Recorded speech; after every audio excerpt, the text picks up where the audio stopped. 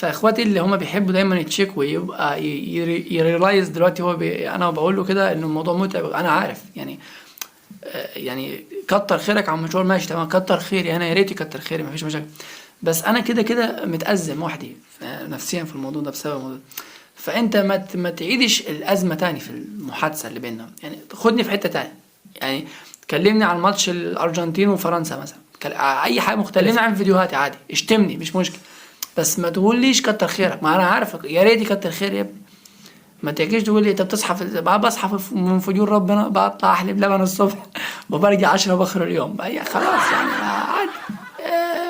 مرحله مؤقته في الحياه، هتبقى مؤقته لما ما بنتكلمش عنها ان شاء الله، لكن هنقول نتكلم عنها مش هنخلص. فدي رساله بوجهها لاخواتي حبايبي صحابي معارفي قرايبي اللي بيقولوا لي كتر خيرك، يا رب يكتر خيرك مفيش مشاكل. فاتمنى انك انت تدعي لي في سرك، ما تشوفني